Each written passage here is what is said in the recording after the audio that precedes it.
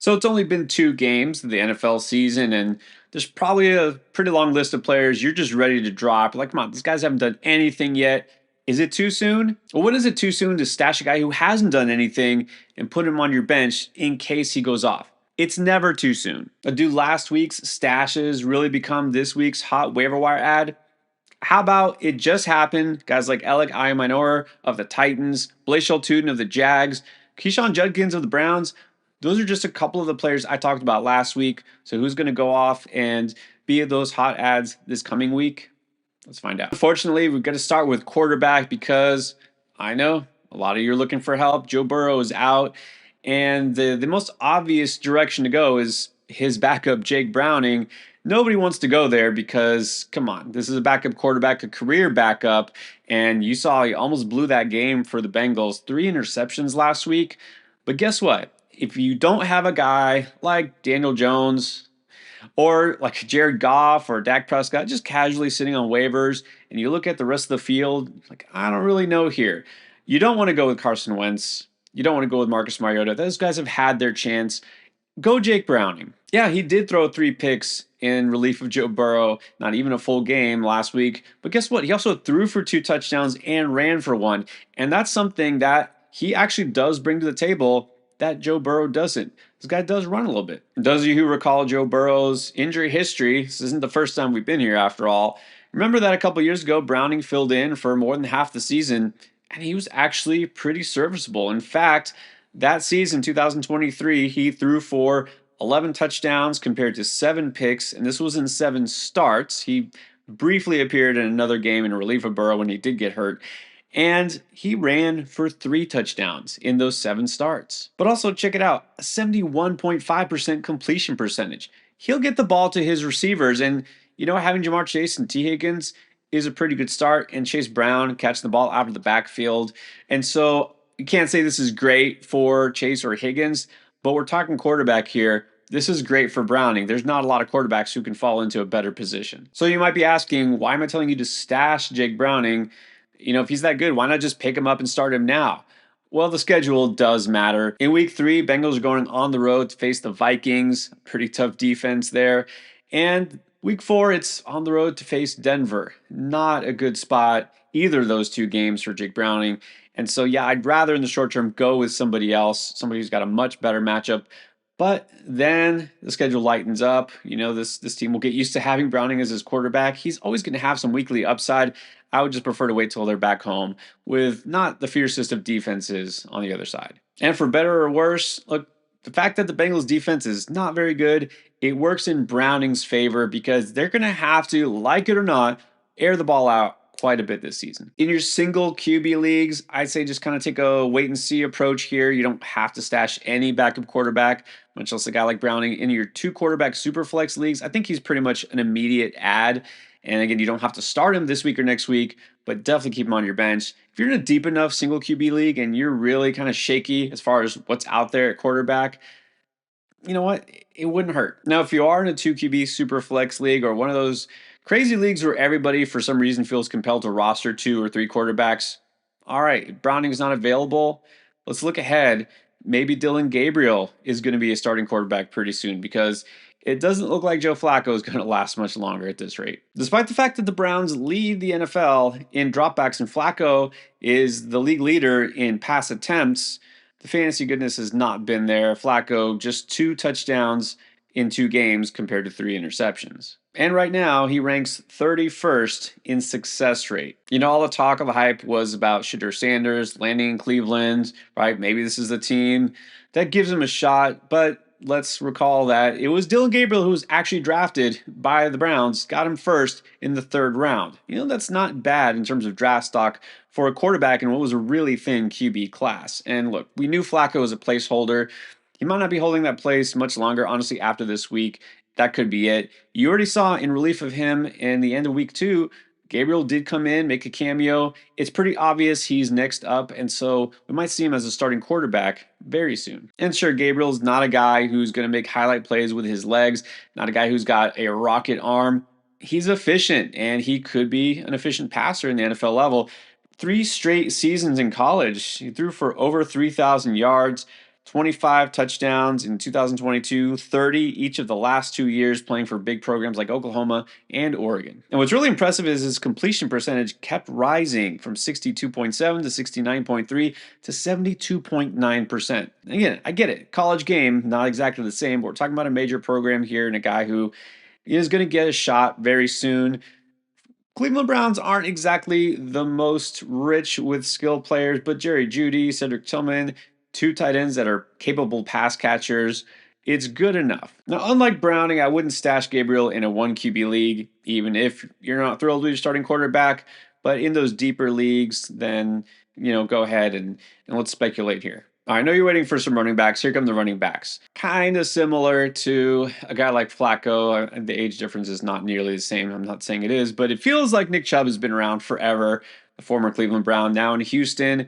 All right, so he kind of bailed out his day and almost bailed out the Texans with that late touchdown, but other than that, it's been pretty rough. I mean, honestly, he was having a terrible game before then. 4.1 yards per carry so far in the season. This whole Texans offense looks lost. And if that continues, we're going to see more work for a guy like Woody Marks. He's only had 3 carries in each of the first 2 games, but at least he's done something with them. He did have a catch for 37 yards this past game. Look, it's not enough to draw any conclusions about him, but look, we just know the Nick Chubb thing is not going to last. It can't, can it? And the fact that Marks was actually getting touches in this game and the first game, while Damian Pierce was a healthy scratch, I think it tells you all that you need to know about the pecking order for those RBs. Not going to lie here, Marks is not one of those running backs whose athleticism just jumps off the page at you like a tootin'. Solid. He's more of just an all-around complete back. He can catch the ball. That's one of the reasons it did bring him in, because he's a good receiver out of the backfield. Good, but not amazing numbers in college. He had a solid season at USC, but he was drafted a little bit later for a reason, right? He's not a guy you feel like has star written all over him. Texans don't need a star running back right now. They just need somebody who can get the job done. And at the very least, Marks has that upside. There's another running back that might be carving out a role in his second season after doing pretty much nothing all last year. Before I get to that, real quick, just want to remind you that if you want advice at any time 24/7, you don't have to wait for our live streams. Use the Draft Lane app. Remember, this is a free download from the App Store or Google Play Store. Download it now. Use code ENDGAME if you're a new user, and you get 10 free credits to use towards any question. So loyal Endgame viewers might remember last year, I thought Blake Corum could be a thing with the Rams, and he was certainly not anything. And so this year, here we go. They draft Jarquez Hunter. Feel like Corum's just on his way out. But no. Instead, it's been Corum who all of a sudden is finally carving out a role for himself. At least we think so. In week 2, Corum, 5 carries for 44 yards, had a couple of really nice runs. But I think what's most noticeable here is the fact that, first of all, he was actually on the field at all. Okay, there's that. But look, he actually got a touchdown here because he was getting some red zone carries. And in fact, what we've seen over the first couple of games is Corum is not that far behind Kyron Williams in red zone work. He's got 2 carries in the money zone, in fact, in the 10-yard line. Kyron has 3, and well, somehow Matt Stafford also has 3. So I don't think that they're going to try the sneak with Stafford too often because it didn't work that well. But the fact that Corum even got a goal line touch is notable, and he is getting touches. We heard the rumors. We heard it last year. It didn't happen. We heard it this year. We ignored it. But maybe it's happening. Maybe they actually are going to lighten Kyron Williams' workload, because we saw for the second time only in the last couple of seasons that Kyron Williams had a snap share under 75%. Corum was on the field for multiple drives. And maybe the Rams see something here, because so far this season, Kyron Williams averaging 3.8 yards per carry. Small sample. I get it.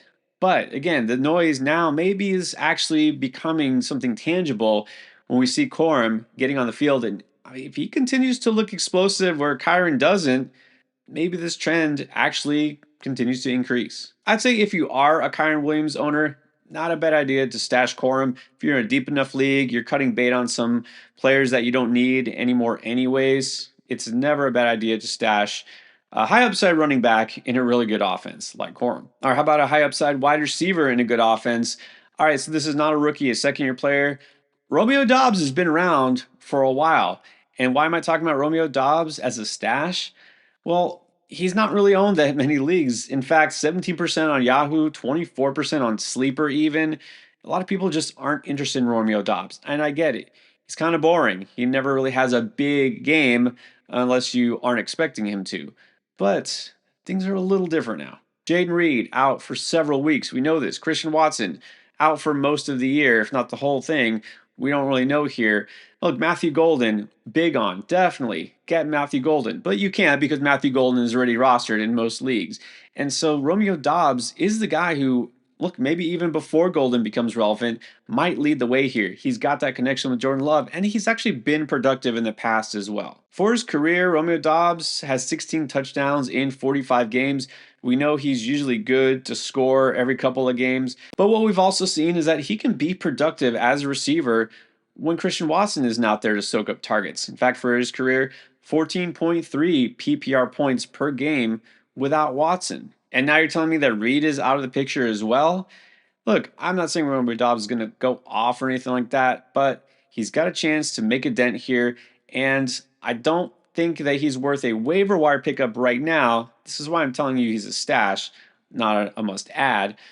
This week, they're going to face the Cleveland Browns in Cleveland. It's not a terrible defense, but also they're just not going to need to pass that much. Let's be honest here. But then after that, I mean, week 4 and 5, get the Dallas Cowboys defense, and then they get the Cincinnati Bengals defense. I think we could see Romeo Dobbs put up some big numbers over the coming weeks. It's easy to fall into the trap of, oh, what about Dontavian Wicks? Come on, how long are we going to do this with Wicks? And then we got that rookie. We saw him make that play, Savion Williams, out of the backfield. That's it. He's a gimmick player. They're going to give him the ball in the backfield once in a while, run these trick plays. He's not going to get enough touches to actually be consistently useful. Dobbs is. Well, how about a rookie who could be the next Romeo Dobbs? Not about a guy who also went to the same school, at least for a couple years, as Dobbs. First in Nevada, then Colorado State. Talking Torrey Horton, who is with the Seahawks now. People now catching on to Torrey Horton being there because he caught his first NFL touchdown in week 2 after doing nothing, literally, getting the goose egg in week 1. But let's recall, Cooper Kupp did nothing in week 1. In fact, the only receiver that Sam Darnold had eyes for was Jackson Smith-Njigba.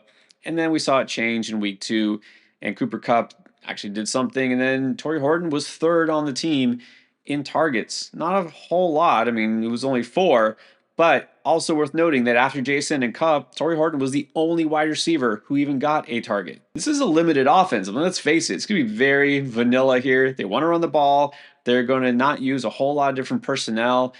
And you know what? That's good for Torrey Horton. He is right now a starting receiver. He's on the outside there. He's going to get those deep shots. It resulted in a touchdown already, and it's going to be enough to make him fantasy relevant in deeper leagues. And Torrey Horton wasn't drafted very early, but remember, this is a player who went back-to-back seasons, had almost identical stat lines, over 1,100 receiving yards and 8 touchdowns, and then his senior year, unfortunately, suffered a knee injury, and that's why he fell. He wasn't fully healthy by the time the NFL draft came around. Remember, he suffered that injury in October, so he's not even a full year removed from it. He's just going to continue to get better as the season goes on, going to continue to be more involved as the season goes on, and God forbid something happens to a guy like JSN, they're going to need to lean on Torrey Horton, so there's still a lot higher of a ceiling that we haven't even seen yet. All right, get to it. Beat the breakout. Stash these players if and when you can.